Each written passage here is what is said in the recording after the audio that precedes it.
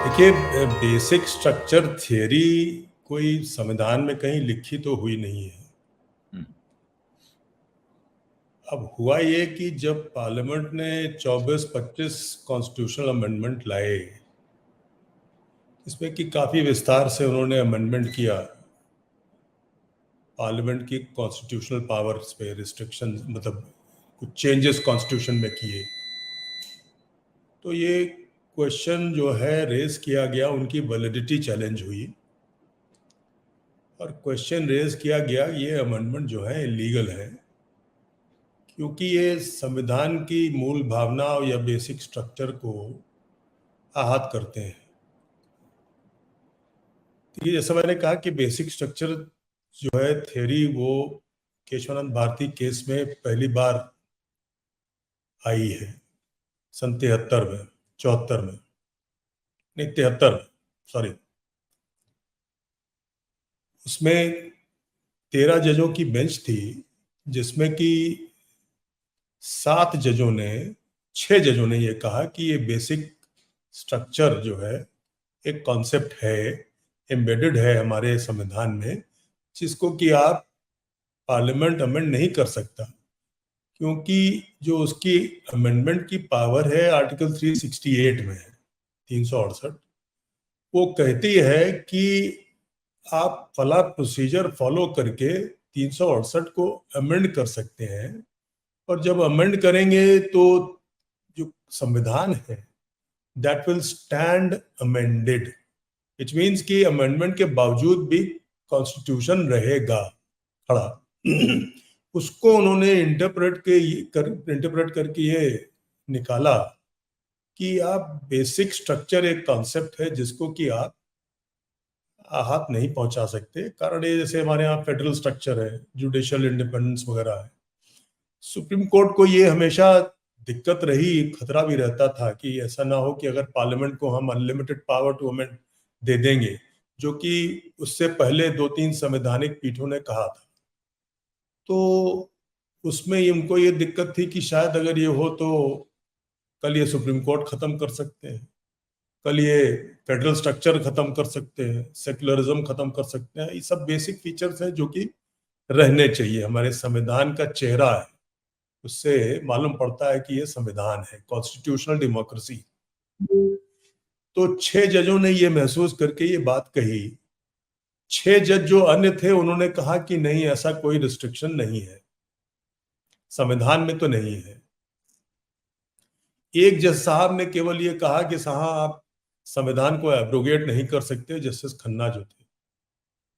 हालांकि उन्होंने ये कहा कि फंडामेंटल राइट जो है मॉडिफाई हो सकती है, अमेंड हो सकती है, पर आप जो कॉन्स्टिट्यूशन को जो है आप एब्रोगेट नहीं कर सकते। मतलब आप फिर अगर अनलिमिटेड पावर है तो आप संविधान खत्म कर दीजिए। उसका रीजन ये था कि पार्लियामेंट जो है वो क्रिएटेड पावर है संविधान के अंदर।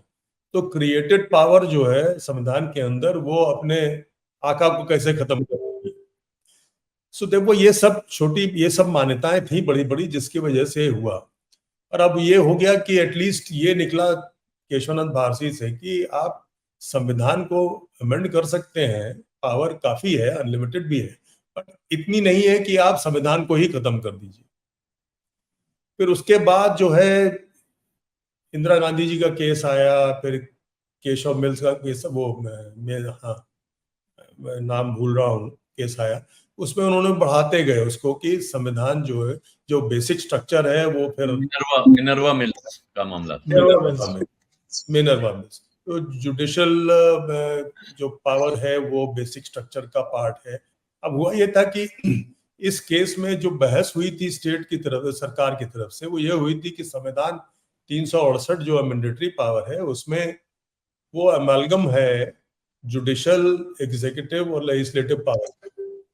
तो सब कुछ संविधान पार्लियामेंट में वेस्ट करता है 368 में। तो बात वही था कि ये वापस पुरानी थियरी में जाना चाहते थे कि बेसिक स्ट्रक्चर कुछ है ही नहीं, पर उसको उन्होंने नहीं कहा, माना, और उसको कहा कि जुडिशियल स्ट्रक्चर भी जो है बेसिक स्ट्रक्चर का पार्ट है, judicial independence, separation of power, ये सब इस तरह से धीरे धीरे मिनर्वा मिल तक काफी बढ़ते रहे। फिर यहाँ तक कि मिनर्वा मिल में कुछ फंडामेंटल राइट्स का कॉम्बिनेशन भी आ गया, 14, 19 और 21 को मिला के उन्होंने कहा ये भी बेसिक स्ट्रक्चर का पार्ट। इस तरह से बढ़ता रहा। अब सवाल ये है कि सन 73 से हम चाहें न चाहें ये बात 13 जजों की जजमेंट से और फिर उसके बाद कई संवैधानिक पीठों ने ये बात कह दी।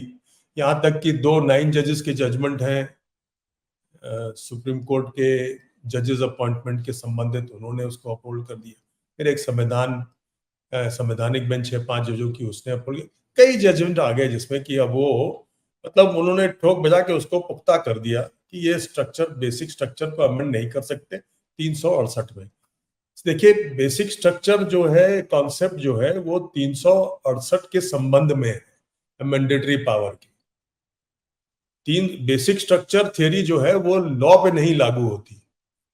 कानून बनाने, पार्लियामेंट की जो कानून बनाने की पावर है उसकी अगर आप वैलिडिटी टेस्ट करेंगे तो बेसिक स्ट्रक्चर की थ्योरी पे नहीं टेस्ट करते आप। वो फिर वो उनके कॉम्पिटेंस और स्कोप जो है लेजिस्लेटिव पावर का उसको देखते हैं। बेसिक स्ट्रक्चर थ्योरी का कॉन्सेप्ट ये है कि केवल वो मैंडेटरी पावर पे ही रिस्ट्रिक्शन है। अब जो आपने बात कही गोगोई साहब के बारे में, वो उसमें थोड़ा सा मैं करेक्शन करना चाहूंगा कि अवन तौर पे, ऊपरी तौर पे जैसा आपने दुविधा प्रस्तुत की है, प्रकट की है, तो वो होगी लोग को। पर बात यह है कि अगर जज जब हाईकोर्ट या सुप्रीम कोर्ट में बैठता है तो उसने संविधान की ओथ ली है, अपहोल्ड करेगा। तो जब सुप्रीम कोर्ट की लार्जर बेंच 13 जज और 9 जज की 2 बेंच और 5 मतलब जजों की कई बेंचेस हैं, 7 जज की है स्टेट ऑफ राजस्थान सब, तो उस पे बाइंडिंग है वो उसके ही can not wriggle out of that. So अब वो उसको चैलेंज भी नहीं कर सकते जब तक कि वो 15 जज की बेंच ना बनाए। तो अब वो पॉसिबल नहीं होता जल्दी।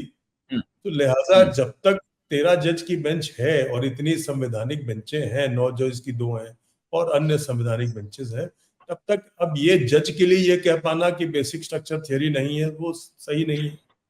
तो लिहाजा बेहतर तरीका उसको देखने का ये है कि पार्लियामेंट में ही is speaking as an individual. वो एज एन इंडिविजुअल अपनी ओपिनियन रिफ्लेक्ट कर रहे हैं। और ये बात सही है कि एक इंडिविजुअल, जैसे हम वकील हैं, हम तो किसी ओथ से बाधित है नहीं, लिहाजा हम भी ओपिनियन रख सकते हैं कि भाई बेसिक स्ट्रक्चर की थ्योरी जो है वो गलत है, वो संविधान में आर्टिफिशियल है, कहीं से खोद काट के आपने लाके जड़ दी। तो लिहाजा वो उनकी ओपिनियन अपना एक इंडिविजुअल की तरह है और वो उनकी पर्सनल ओपिनियन है। अब उसका सही होना या गलत होना इस बात से मैं बता सकता हूं कि भाई 73 के पहले 2-3 संवैधानिक पीठ है जिन्होंने ये कहा कि बेसिक स्ट्रक्चर की थ्योरी नहीं है, कोई लिमिटेशन नहीं है कॉन्स्टिट्यूशन की पावर, सब कुछ अमेंड कर सकता है। अब 73 के बाद से आई है ये थ्योरी, तो अब जब तक ये थ्योरी संविधान इसको बड़ी पीठ से ना ओवररूल करे तब तक ये रहेगी। तो लिहाजा उस स्टेटमेंट में, गोगोई साहब के स्टेटमेंट में ये आपको देखना पड़ेगा, ये थोड़ा सा फर्क है कि एक जज की ओपिनियन और एक प्राइवेट इंडिविजुअल की ओपिनियन फर्क हो सकती है।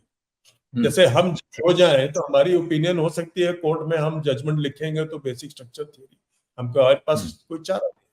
बट अगर हम अगर हम बात करेंगे किसी फोरम में जाके स्पीच देंगे तो हम कह सकते हैं कि ये थ्योरी गलत है। ये कहाँ से आ गई, संविधान में कोई लिखा नहीं है। तो यही बात वो कह रहे हैं ज्यादा से ज्यादा। बाकी ये है कि उनका मोटिव है क्या है, उस पर जाने से कोई बहुत लाभ नहीं है, ये मेरा कहना है।